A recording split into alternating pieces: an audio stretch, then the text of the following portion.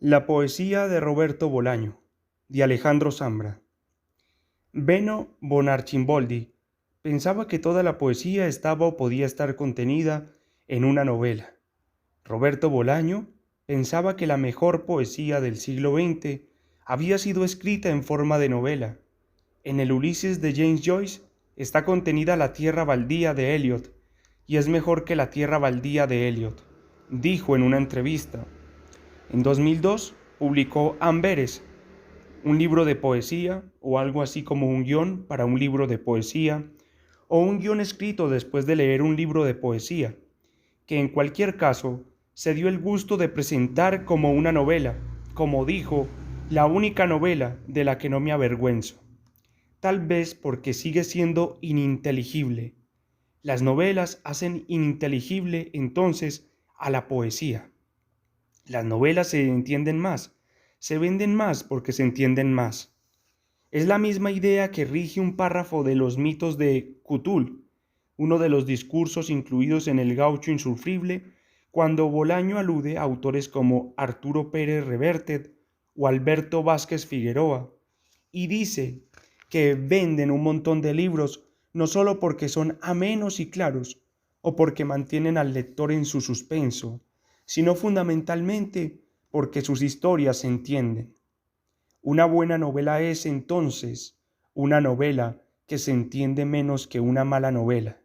2666 es una gran novela porque no se entiende casi nada, aunque durante sus mil y tantas páginas persiste una ilusión de conocimiento, una inminencia. La inminencia de una revelación que no se produce, dice Borges que es el arte.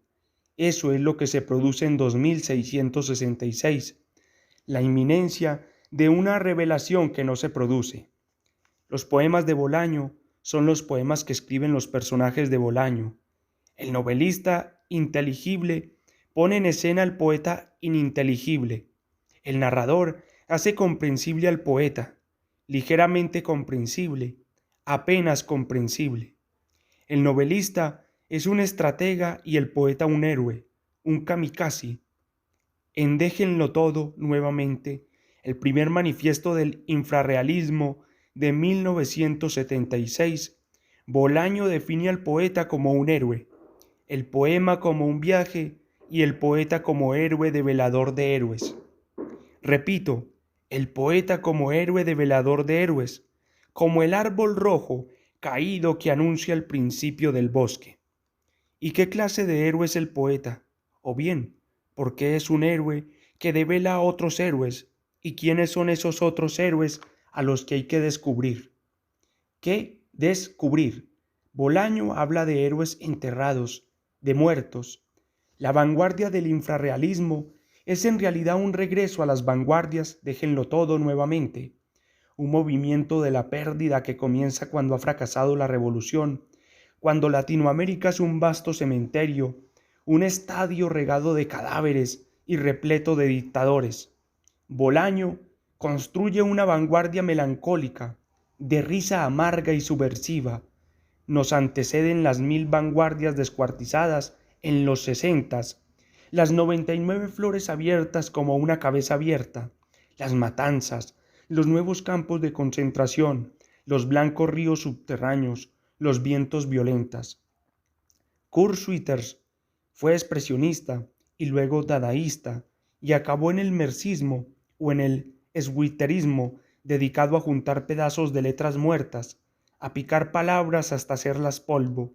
Roberto Bolaño, que proviene de Schwitters y de Kafka y de Borges y de los precursores de Borges, escribió poemas que son recortes y novelas que son álbumes de recortes.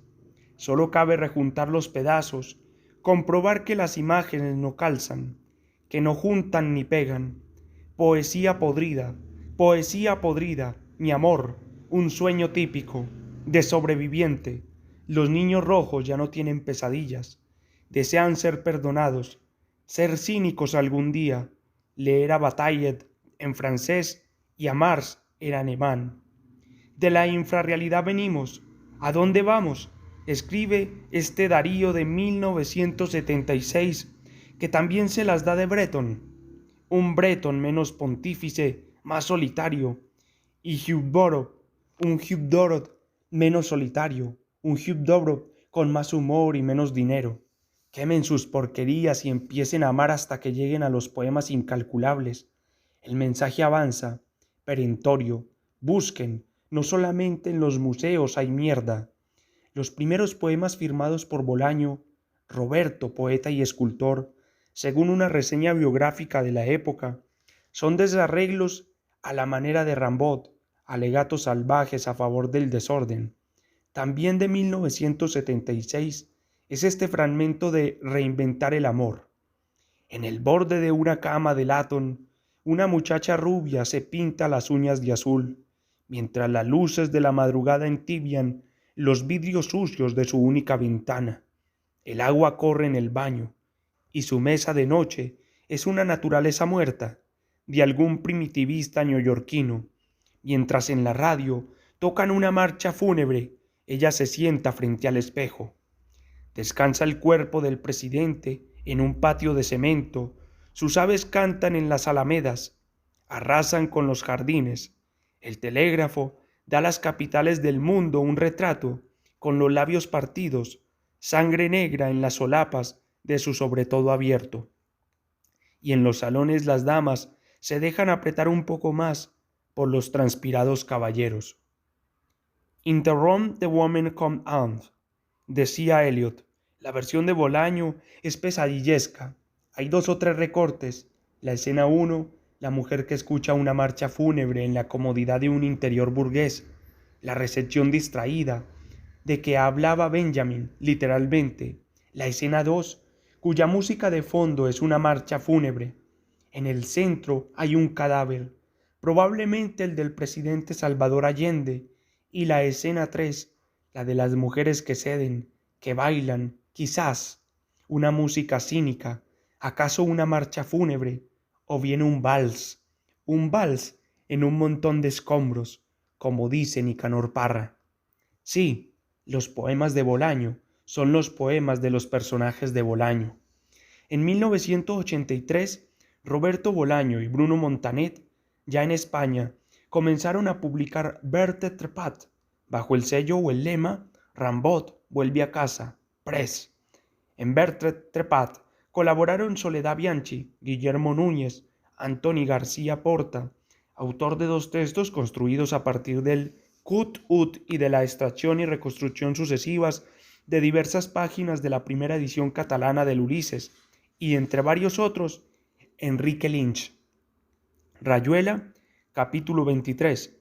Berthe Trepat quiere creer que en la sala hay 200 personas, pero son solo 20 los espectadores que escuchan o toleran sus devaneos musicales.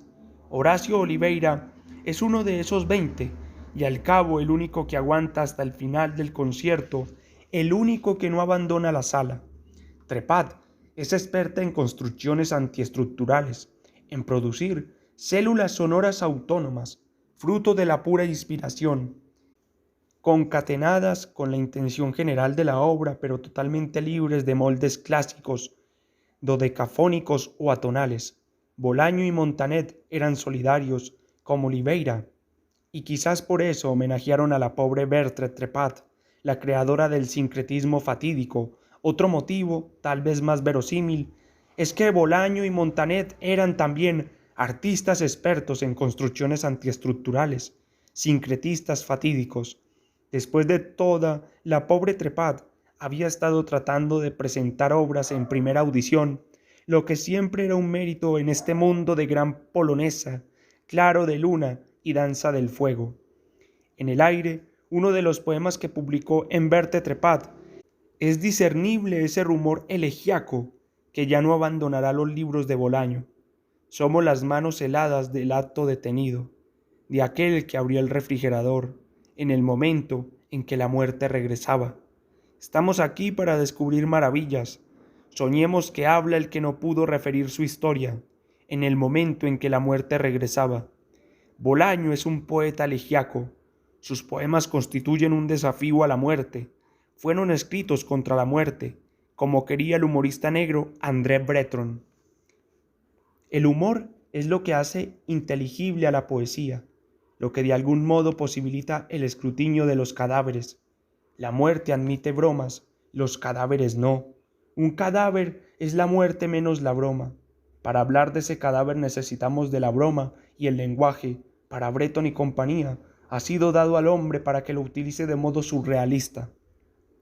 La vanguardia de Bolaño es la vanguardia de Breton, pero también es la vanguardia de Walter Benjamin, la de quienes se resignan al pegoteo de fragmentos, amparados en un humor disminuido, un humor agrio y vacilante, a veces casi serio, a veces decididamente estentorio, una carcajada de melancolía. La mueca permite volver a sentir que el cuerpo es cuerpo. Un poema es un pinchazo, una dosis. Con fragmentos de la Universidad Desconocida, Bolaño gana en 1993 el 18 Premio de Poesía Rafael Morales. La serie considera algunos poemas que el autor ya había publicado en sus libros anteriores. El jurado nunca lo supo, se entiende, y otros que luego, casi sin modificaciones, volvería a publicar en Los Perros Románticos y Tres. Fragmentos de la Universidad Desconocida es un libro de recortes donde predomina la evocación de un pasado cargado de violencia y de fraternidad, y el presente es definido como un momento solitario y residual. La muerte es un automóvil con 2 o 3 amigos lejanos, rostros que no puedo olvidar, cerúleos, fríos, a un paso tan solo del atardecer. Escribe Bolaño en el texto que abre el libro y la imagen reaparece una y otra vez, con mínimas variaciones. En coches perdidos, con 2 o 3 amigos lejanos, vimos de cerca a la muerte, los atardeceres que vieron pasar a Mario Santiago, arriba y abajo, aterido de frío, en el asiento trasero del coche de un contrabandista, los atardeceres del infinito blanco y del infinito negro, la muerte, los amigos lejanos, el atardecer, el automóvil, que ya no es, desde luego, el emblema de la modernidad. Tampoco el viaje es exactamente el viaje de Jack Kerouac. Estas son otras carreteras. En Autorretrato a los 20 años aparece una imagen crucial. Entonces, pese al miedo, me dejé ir, puse mi mejilla junto a la mejilla de la muerte, y me fue imposible cerrar los ojos y no ver aquel espectáculo extraño, lento y extraño, aunque empotrado en una realidad velocísima. Miles de muchachos como yo, lampiños o barbudos, pero latinoamericanos todos, juntando sus mejillas con la muerte. Y no hallé cosa en que poner los ojos, que no fuera recuerdo de la muerte. En fin, la obra de Bolaño está contenida en esta epifanía que reaparecerá luego en el pasaje final de la novela Amuleto. Prosa del otoño en Gerona, publicado en Fragmentos de la Universidad Desconocida y también en Tres, es un relato entrecortado, polifónico e intimista, similar a Amberes, acaso una bisagra, también, entre la poesía y la prosa. En su desarrollo asistimos al escenario de un desencuentro amoroso, guiados por una voz que apenas deja entrever los datos de la causa. Esta voz proviene de un sujeto que ensaya múltiples formas de distanciamiento, que niega y afirma el carácter ficticio de la historia que construye. No es de extrañar que el autor pase desnudo por el centro de la habitación. Los carteles borrados se abren como las palabras que él junta dentro de su cabeza. Cada fragmento se apoya en la mención de códigos y puntos de referencia privados, cuya opacidad complica, seduce al lector. El momento Atlántida, la Universidad Desconocida, el jefe. Lo que da unidad al conjunto es la persistencia de un humor irónico, la mirada de un ojo que practica una especie de voyerismo introspectivo. Prosa del otoño en Gerona constituye un deslizamiento desde la poesía a la narración. El ritmo de la prosa permite alisar el nudo sin demasiada violencia, una imagen revelándose y un fotógrafo que la espera, que intenta adivinarla. En Tres figuran también los neochilenos y un paseo por la literatura. Un paseo por la literatura es en realidad un cuaderno de anotaciones donde Bolaño da rienda suelta a la promiscuidad literaria. Casi todos los fragmentos corresponden a sueños, Hay aquí tantos sueños como en la parte de los críticos de 2666 de un tal Bolaño que visita a Alonso de Ercilla, se encuentra con Gabriela Mistral en una aldea africana. Había adelgazado un poco y adquirido la costumbre de dormir sentada en el suelo con la cabeza sobre las rodillas. Se enreda con Anais Nin y Carson McCullers y hasta trabaja para Mark Twain. Los neochilenos, en tanto, es un poema largo de tinte beanit sobre unos jóvenes músicos que recorren Chile desde Santiago hacia el norte. ¿Cómo puede existir tanta maldad en un país tan nuevo, tan poquita cosa? Se pregunta Pancho Relámpago, el vocalista de la banda, que es quien relata a los más jóvenes la historia de Caraculo y el Getachancho, dos músicos de Valparaíso perdidos en el barrio chino de Barcelona. ¿Y qué lección podíamos sacar los neochilenos de la vida criminal de aquellos dos sudamericanos, peregrinos? Ninguna, salvo que los límites son tenues, los límites son relativos, grafilas de una realidad acuñada en el vacío, el horror de Pascal, mismamente. Lo que tiene de fantasmal este poema no es tanto el hecho de no vivir aquí, condición que no lo diferencia de casi toda la población del planeta, apunta Enrique Lynch hacia 1981 a propósito de los poemas que Bolaño le mandaba. La mitad de su vida se la ha pasado afuera, en México y España, pero su poesía no tiene el acento de esos parajes. Hace pensar en un país ilusorio llamado Chile, que en lugar de quitar nacionalidades, produjera negativos de chilenos, ausencias de chilenos. Encuentro con Enrique Lynch, de putas asesinas, es el mejor documento de la relación epistolar entre estos dos poetas prosistas. Los neochilenos está fechado en 1993, pero el juicio de Lynch en cierto modo corresponde a la idea de país que guía a la banda de los nuevos patriotas, los negativos chilenos. ¿Acaso los personajes de Bolaño no hubieran escrito las novelas que Bolaño escribió? Habrían necesitado mucho pegamento y sobre todo resignación. Los poetas que buscan a Cesariad, Tinajero, son los críticos que persiguen a Beno von Archiboldi, no exactamente. Archiboldi es un héroe, pero no es un poeta. Piensa que toda la poesía cabe en una novela, que solo una novela puede comunicar qué es la poesía.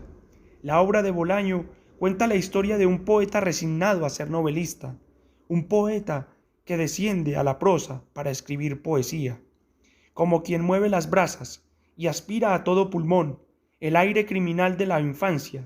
Los perros románticos, publicado en México primero y luego con numerosas modificaciones en España, proyecta la imagen final de la poesía de Bolaño. La poesía entra en el sueño, como un buzo muerto en el ojo de Dios. La poesía de Bolaño no se entiende. El verdadero poeta es el que siempre está abandonándose, nunca demasiado tiempo en un mismo lugar, como los guerrilleros, como los ovnis, como los ojos blancos de los prisioneros a cadena perpetua, dice Bolaño en 1976. El poeta es un guerrillero y un ovni y un condenado. Las novelas de Bolaño relatan revoluciones y avistamientos y encierros. Esa es la conclusión. Junio de 2005.